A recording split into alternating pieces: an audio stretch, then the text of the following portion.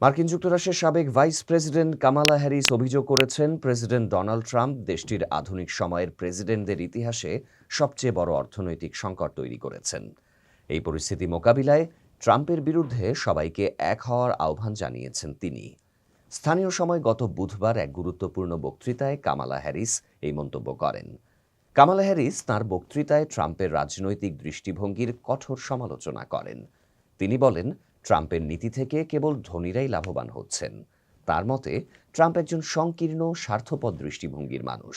এই দৃষ্টিভঙ্গির কারণে সত্যবাদীদের শাস্তি দেয়া হচ্ছে, অনুগতের পক্ষে অবস্থান নেওয়া হচ্ছে, ক্ষমতার অপব্যবহার করে অনেকে লাভবান হচ্ছেন, আর সাধারণ মানুষের নিজেদের মতো করে টিকে থাকতে হচ্ছে।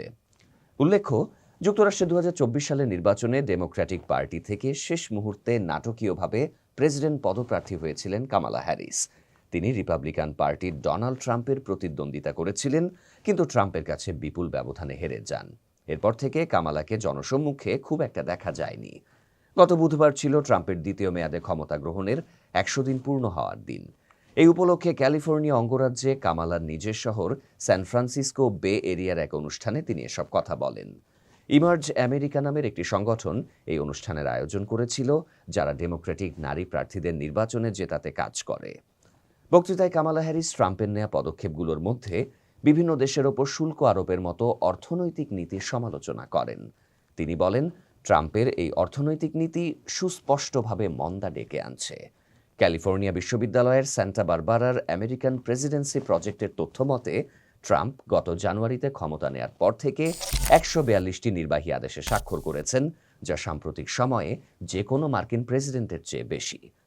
ট্রাম্প ক্ষমতা নেয়ার পর প্রথম প্রান্তিকে যুক্তরাষ্ট্রের অর্থনীতি গত 3 বছরের মধ্যে প্রথমবারের মতো সংকুচিত হয়েছে। যদিও দুর্বল অর্থনীতির জন্য তিনি সাবেক প্রেসিডেন্ট জো বাইডেনকে দোষারোপ করেছেন এবং নিজের সফলতা দেখাতে ঘরোয়া চাহিদা বাড়ার হিসেব তুলে ধরেছেন।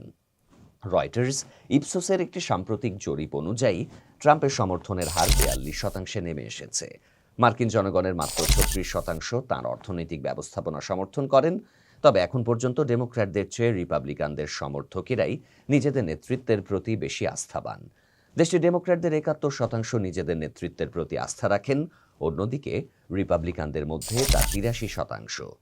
গত জানুয়ারিতে দায়িত্ব ছাড়ার পর বুধবারই প্রথমবারের মতো বড় কোনো অনুষ্ঠানে বক্তব্য রাখলেন কামালা হ্যারিস। এর মাধ্যমে তিনি রাজনীতির কক্ষপথে আবারও সক্রিয় হচ্ছেন বলে ধারণা করা হচ্ছে।